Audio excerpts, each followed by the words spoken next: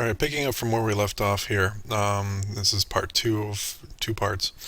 Um, One of the biggest problems for going from invention to innovation is getting a product to the marketplace. And there's a lot of difficulties that really stand in the way of someone who wants to get a new product into the marketplace.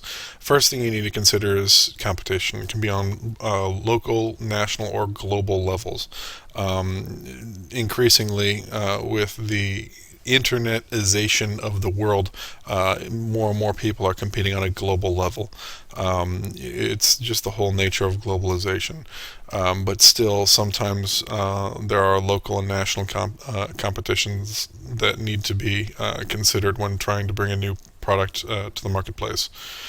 Um, Sometimes you also have to worry about the marketing aspect of a new product. You have to think about how you're going to launch it into the marketplace, how you're going to get the name out into the demographic that you're looking to reach. So that's another thing that you need to consider here. Sometimes it can be difficult to determine uh, when when something is being brought to the market because of market pull or technology push. Um, a lot of times in innovations, you have both pull and push. That means there is a demand for a product, but the product is also taking advantage of new technologies that haven't been seen before. So the product wouldn't be possible without a particular technology that's been developed, but there is actually a demand for it. Um, Apple is kind of the master of this, where they create a new product line that is innovative because it's taking advantages of a lot of technologies that might not have been put together at once before. But there's lots of companies that do this.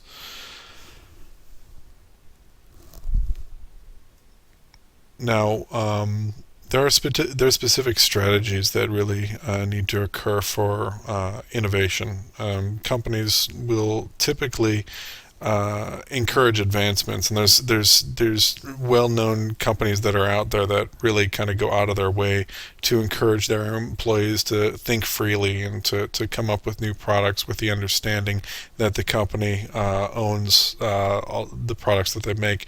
Google is kind of one of the big ones that has been known to do this, where they used to be known to give their employees something like an hour of free time a day and during work, just to come up with new ideas and just to make stuff up and just to think of things. And there's been a lot of advances that have come out of that employee free time. That's just one method of research and development. That's a pretty innovative method that not too many other companies have done, but there are several others. I think there's a few software companies that I know of in the area. I can't think of the name of it offhand, but they're known to do that as well. Now, with strategies for innovation, considering theory of knowledge, you need to understand that design is changing constantly because of new ideas. Do other areas of knowledge recognize the influences to the same extent? Design is constantly changing, constantly evolving. Is that common with other areas of thought? And then the big aim of strategies to be used for innovation is they need to occur in context. So you need to really understand the culture and the behaviors and the needs of the demographic in order to be able to innovate properly for that demographic. There are very few things. There are things, but there's not too many of them that are truly global. Something that might be popular with one country or one demographic might not be popular with another country or a different demographic. Now, this is a funny term, lone inventor. If you look up that phrase on the internet, everyone is basically going to tell you there's no such thing as a lone inventor, and nothing's ever a lone inventor, and that's partially true. Most modern inventions these days are really not just developed by a single person, because for someone to really be a lone inventor, they need to be an expert at everything, and that just doesn't really happen. When you're developing a new product or service, You're working with specialists in all sorts of different fields. Thomas Edison, who, as soon as I say his name, everyone says, oh, he invented the light bulb. Well, he might have invented the light bulb, but he did so with a lot of other people. And he had a huge number of patents, but most of those patents came out of his laboratory. And his lab at Menlo Park he hired many, many, many people to help him with his inventions and to be lab assistants and to do all sorts of other things. So he wasn't really a lone inventor. Not really most people are. Like I just said, why is it becoming increasingly difficult to be a lone inventor? Because you need to be an expert in everything, and there are just so many new fields that are being developed all the time. It's very difficult to do that. In Thomas Edison's day, developing the light bulb, there's basically just four components to the light bulb. You have the glass bulb, you have the filament, you have the base that it connects to, and then you have the gas that fills the glass bulb. That's really all there is to an incandescent light bulb.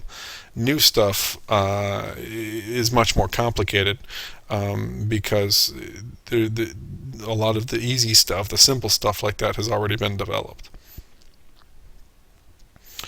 Explain why lone inventors find it difficult to work in the design departments of large companies. There are some lone inventors, and typically those are people who like to work by themselves. So large companies tend to set goals. So they'll hire an inventor and they'll set goals for that inventor. And a lot of times people with that kind of mindset kind of chafe underneath that oversight. They usually want to set their own goals, and they tend to be a little less flexible than departments who are devoted to developing a product. You have someone who comes up with an idea, and they want to see it to the end. Having someone else step in and say, "No, I think you should do this differently." A lot of times, people don't take kindly to that, and you're not quite as productive.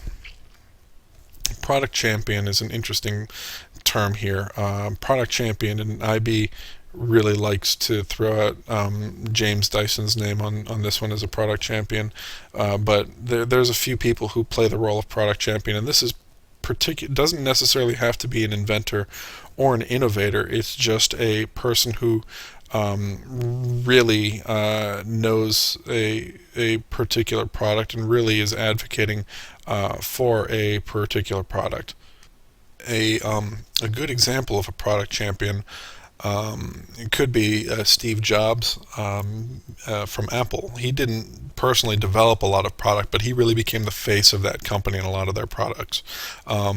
Steve Ballmer, the previous a former CEO of Microsoft, was also a big product champion.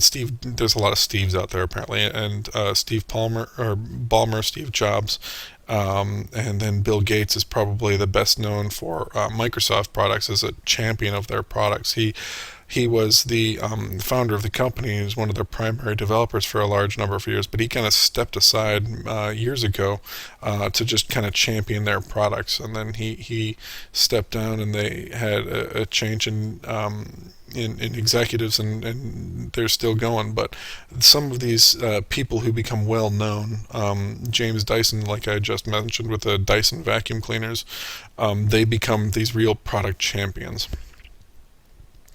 Now, when you look at the difference between a lone inventor and a product champion, a lone inventor a lot of times focuses on just that product, and they tend not to look at the big picture. The product champion is someone who goes beyond just a single product or a single invention, and they really kind of push the whole line or the whole idea of the product out there. And so a lot of people will say that the product champion is more of a force of personality, really, than the lone inventor.